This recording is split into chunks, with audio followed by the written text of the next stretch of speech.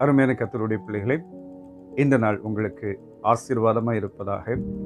நீதிமொழிகள் 12ஆம் அதிகாரம் 21வது வசனத்தை நாம் வாசிக்கும்போது, நீதிமானுக்கு ஒரு கேடும் வராது.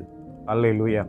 கர்த்தருடைய பிள்ளைகளாய் அவருக்கு பயந்திருக்கிற தேவனுடைய பிள்ளைகளுக்கு ஒரு நம்பிக்கை இருக்கிறது. எனக்கு ஒரு கேடும் வராது. இதை பார்க்கிற சகோதரா சகோதரி, உங்கள் வாழ்க்கையிலே உங்கள் குடும்பத்தை சுற்றிலுமாய் அல்லது நீங்கள் வேலை செய்கிற இடத்திலே சுற்றிலுமாய் பயங்கர போராட்டத்தோடு நெருக்கத்தோடு நீங்கள் இருக்கலாம். ஆனால் ஆண்டவர் சொல்கிறார், உனக்கு ஒரு கேடும் வராது. தாவீதை பாருங்கள், தாவீதுக்கு எத்தனை நெருக்கங்கள், ஒவ்வொரு நாளும் பலத்த போராட்டங்கள்.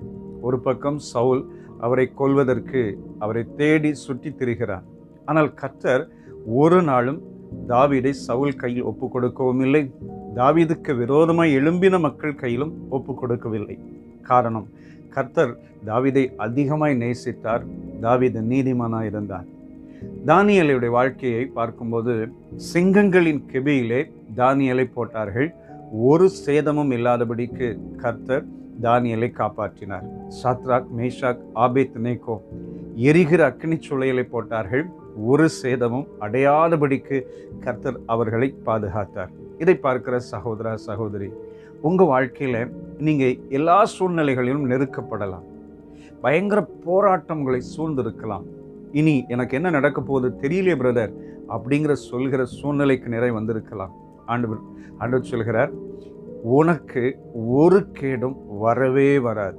தைரியமாக இருங்கள். இந்த நாளிலே கர்த்தரோடு கூட இன்னும் அதிகமாய் நெருங்க ஆரம்பியுங்கள். வேத வசனத்தை வாசித்து ஜெபித்து கர்த்தரோடு ஐக்கியப்பட ஆரம்பியுங்கள்.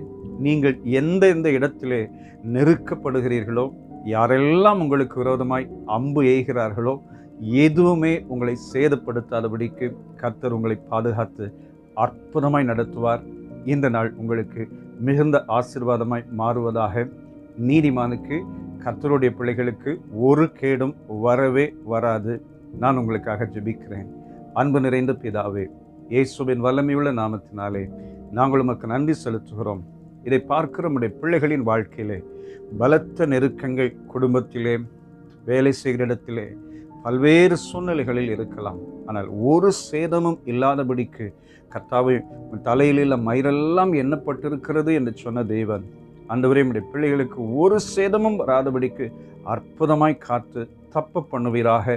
இதுவரைக்கும் நீர் செய்த அற்புதங்களை காட்டிலும் இனிமேலும் உம்முடைய பிள்ளைகளுக்கு அற்புதம் செய்து சந்தோஷப்படுத்தும்படி ஜெபிக்கிறோம்.